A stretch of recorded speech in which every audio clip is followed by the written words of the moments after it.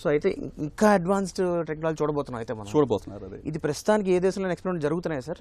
So 6G ఇప్పుడు అంతా development ఫేజ్లో ఉన్నాం సార్, రీసెర్చ్ అండ్ డెవలప్మెంట్ ఫేజ్లో ఉన్నాం సార్. ఇప్పుడు ఇండియాలో కొన్ని బోల్ అంత రీసెర్చ్ అవుతుంది, ఐఐటీస్లోనే బోల్ అంత రీసెర్చ్ అవుతున్నది. దానికి ఈ టెక్నాలజీ అసలు ఈ స్పీడ్ రావడానికి, లేటెన్సీ తగ్గించడానికి, మళ్ళీ ఇప్పుడు ఏంటంటే ఇంకొక యూస్ కేస్ ఏంటంటే ఏరోప్లేన్ల మీద వెళ్తూ మీ వాంట్ టు టాక్, మాట్లాడాలని. ఏరోప్లేన్ వెళ్తుంటే మనం అందరం సెల్ ఫోన్ ఆపేస్తాం కదా, 2 గంటలు మనం బోర్ కొడుతున్నాం అనుకోండి. ఇప్పుడు అక్కడ వీడియో అలా బ్రౌజ్ చేస్తారు. ఓకే, ఇప్పుడు ఏంటి అంటే ఏరోప్లేన్ ఒక 1200 కిలోమీటర్ల మీద వెళ్తున్నారు, పర్ అవర్ మీద వెళ్తున్నారు. దాన్ని ఎలా కమ్యూనికేషన్ ఇస్తారు, శాటిలైట్ కమ్యూనికేషన్ ఎలా ఇంటిగ్రేట్ చేస్తారు? ఇప్పుడు మీరు ట్రెక్కింగ్ వెళ్ళారు, ట్రెక్కింగ్ వెళ్ళినప్పుడు మీకు అక్కడ హిమాలయాకి వెళ్ళారనుకో, అక్కడ మీకు ఇది ఉండదు, సిగ్నల్స్ ఉండవు, సెల్ ఫోన్ సిగ్నల్స్ ఉండవు. కానీ అప్పుడు మీకు అప్పుడు ఎమర్జెన్సీ కావాల్సి వస్తుందేమో, SOS పంపించాలేమో, మీరు ఎక్కడున్నారో తెలియడానికి.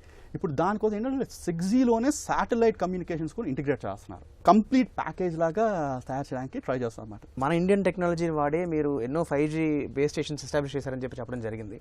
అసలు ఈ బేస్ స్టేషన్స్ అంటే ఏంటి, అండ్ అలాగే ఈ సిగ్నల్ డిజిటల్ సిగ్నల్ కంప్రెసింగ్ అనే ఈ ప్రక్రియ ఏమిటి? హైదరాబాద్ సిటీ తీసుకుని డ్రైవ్ చేస్తున్నాం అనుకోండి, మనకి చాలా టవర్లు కనిపిస్తాయి. అవును. ఓకే, బోల్ని టెలికాం, హైదరాబాద్ నిండా టెలికాం టవర్స్ ఉన్నాయి. సో ఆ టెలికాం టవర్స్లో ఇప్పుడు 4G డిప్లాయ్ అనేది ఒక్కొక్క టవర్కి ఒక 4-5 యాంటీనాలు ఉంటాయి. ఇప్పుడు మనం సెల్ ఫోన్లో మాట్లాడినప్పుడు ఏమవుతుంది, మన సిగ్నల్ మన సెల్ ఫోన్ నుంచి యాంటీనాకి వెళ్తుంది. ఆ యాంటీనా నుంచి వైర్ ద్వారా కింద అక్కడ ఒక ఎక్విప్మెంట్, బేస్ స్టేషన్ ఎక్విప్మెంట్లోకి వెళ్ళి ప్రాసెస్ చేస్తారు. ప్రాసెస్ చేసి అందులో డేటా ఎక్స్ట్రాక్ట్ చేసి పంపిస్తారు అనమాట. మీ ఫ్రెండ్కి కాల్ చేస్తే మీ ఫ్రెండ్కి వెళ్తుంది, లేకపోతే డేటా బ్రౌజర్. ఇప్పుడు 4G తీసుకున్నారనుకోండి, దానికి ఓన్లీ 4 యాంటీనాలు ఉంటాయి అన్నమాట. ఓకే, ఇప్పుడు హైదరాబాద్లో చూసారన్న, ఇక్కడ ఇండియా మొత్తంలో ఒక్కొక్క బేస్ స్టేషన్ 4 యాంటీనాలు ఉంటాయి అన్నమాట. సో దానివల్ల ఏంటంటే ఒక రకమైన స్పీడ్ వస్తుంది. 5Gలో ఏంటంటే ఈ 4 యాంటనాలు కాస్త 32 యాంటనాలు అయ్యాయి. 8 టైమ్స్ పెరిగింది. 8 టైమ్స్ పెరిగింది. 6Gలో ఏమంటున్నారు, అది 1024 యాంటనాస్ చేస్తానంటున్నారు.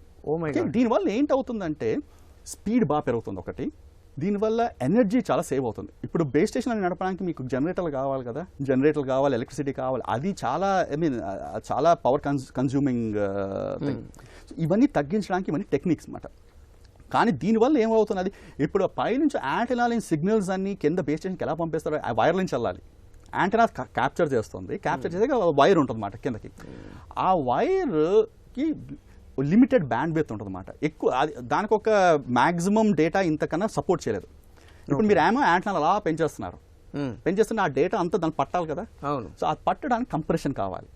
ఆ కంప్రెస్ చేసిన ఎలా చేయాలంటే, వదిలేస్తే ప్రాబ్లం లేదు, కొన్ని యాంటెనాలు పంపించకపోతే బాధ లేదు. కానీ అది కాదు కదా మనకు కావాల్సిన, అన్ని యాంటెనా డేటా పంపించాలి, కంప్రెస్ చేయాలి, అక్కడేమో మళ్ళీ దాన్ని డీకంప్రెస్ చేయాలి.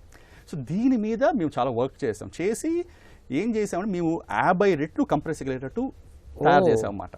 అంటే ఇప్పుడు మనకి అందరికీ అర్థం కావాలంటే, మా ఫైల్ సైజ్ ఎక్కువ ఉందంటే మనం జిప్ చేసి ఫోల్డర్లో ట్రాన్స్ఫర్ చేసి మళ్ళీ అన్జిప్ చేసుకుంటాం. ఎగ్జాక్ట్లీ అలాగే సార్. కానీ మేము సిగ్నల్స్తో చేస్తున్నాం, వైర్లెస్ సిగ్నల్స్తో చేస్తున్నాం అన్నమాట. మీరు చెప్పింది ఫైల్స్ చెప్పారు, మేమేమో వైర్లెస్ సిగ్నల్స్తో చేస్తున్నాం 580.